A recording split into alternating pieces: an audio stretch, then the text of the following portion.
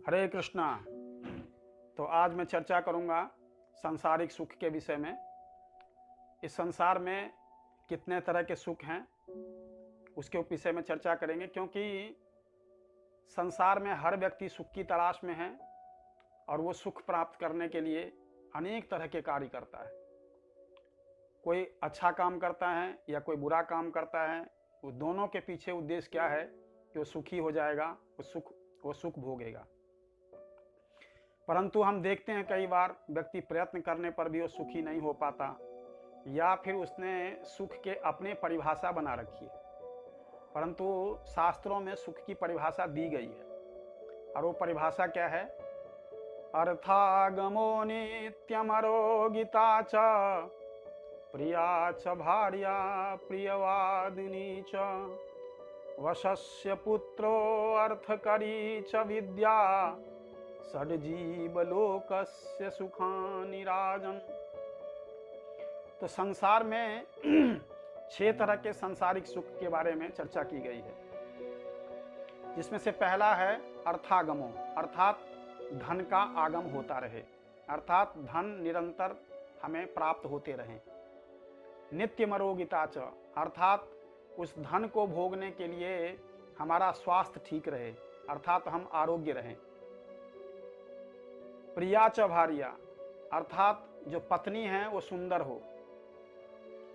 और प्रियवादिनी च, प्रियवादिनी च का मतलब है कि वो केवल सुंदर ना हो बल्कि सुंदर व्यवहार भी हो उसका।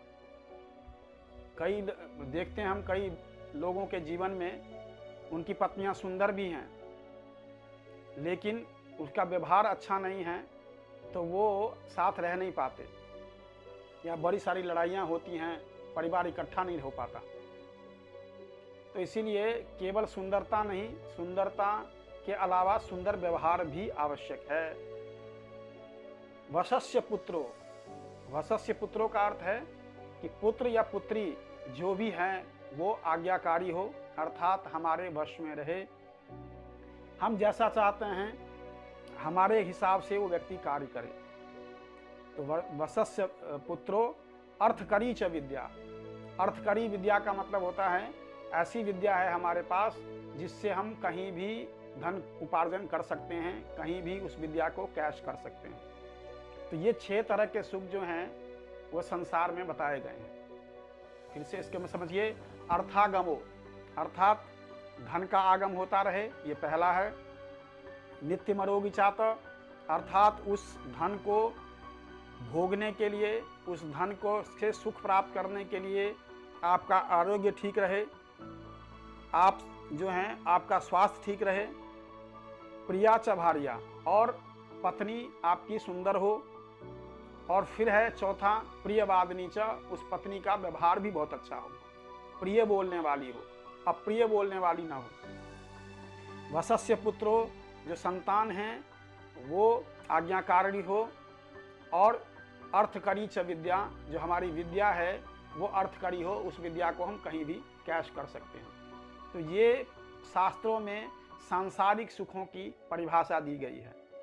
तो अब आप इन सुखों के ऊपर इन सुखों को अपना जो सुख है उसकी कसौटी पर इसको आप कस सकते हो कि आप कितने सुखी हो, है ना।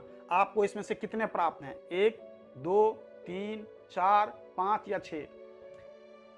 अगर 6 के 6 प्राप्त हैं तो आप इसका मतलब इस संसार में सबसे सुखी और प्रसन्न व्यक्ति हो।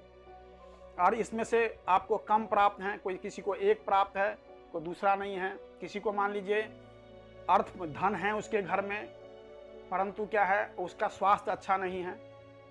किसी का स्वास्थ्य अच्छा नहीं है, स्वास्थ्य अच्छा नहीं है तो किसी के पास धन नहीं है। किसी का स्वास्थ्य और धन दोनों हैं, स्वास्थ्य अच्छा है, धन भी है घर में, तो सुंदर पत्नी नहीं है।